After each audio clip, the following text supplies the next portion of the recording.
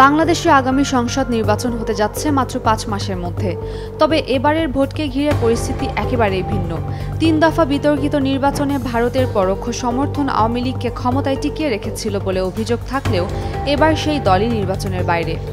ফলে প্রতিবেশী দেশটির প্রতি ভারতের মনোভাব ও কূটনৈতিক অবস্থান নিয়ে প্রশ্ন উঠেছে। এক বছরে ভারতের পররাষ্ট্র মন্ত্রণালয় জানিয়েছিল তারা বাংলাদেশে দ্রুত সুষ্ঠু, অবাধ ও অংশগ্রহণমূলক নির্বাচন দেখতে চায়। মোনালিসা হেভি ফ্লো 15 পিস প্যাকেটের সাথে 8 পিসের একটি প্যাকেট একদম ফ্রি। কিন্তু আওয়ামী লীগের উপর নিষেধাজ্ঞা থাকায় নৌকা প্রতীকে তাদের অংশগ্রহণের সম্ভাবনা নেই। এতে ভারত অন্তর্ভুক্তিমূলক নির্বাচনের সংজ্ঞা কিভাবে দাঁড় করাবে তা এখনো স্পষ্ট নয়। সম্প্রতি দিল্লির ইন্ডিয়া ইন্টারন্যাশনাল সেন্টারে আইআইসি বাংলাদেশের নির্বাচন নিয়ে এক আলোচনা সভায় ভারতের বিশিষ্ট ব্যক্তিরা ভিন্ন মত তুলে ধরেন। সাবেক আমলা জহর সরকার মনে করেন ভারতের এখন ওয়েট অ্যান্ড ওয়াচ নীতি গ্রহণ করা উচিত।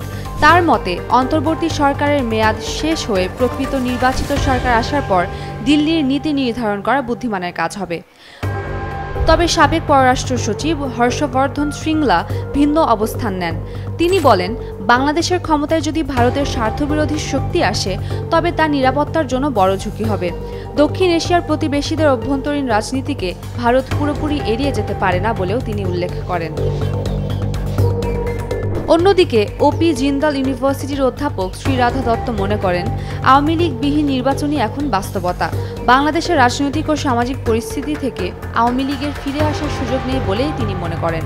তার মতে ভারতের উচিত হবে বাংলাদেশের জনগণের সিদ্ধান্তকে মেনে নেয়া, পছন্দ হোক বা না হোক। এদিকে বাংলাদেশের রাজনীতিতে জামায়াতে ইসলামী আবারও সক্রিয় হয়ে উঠছে।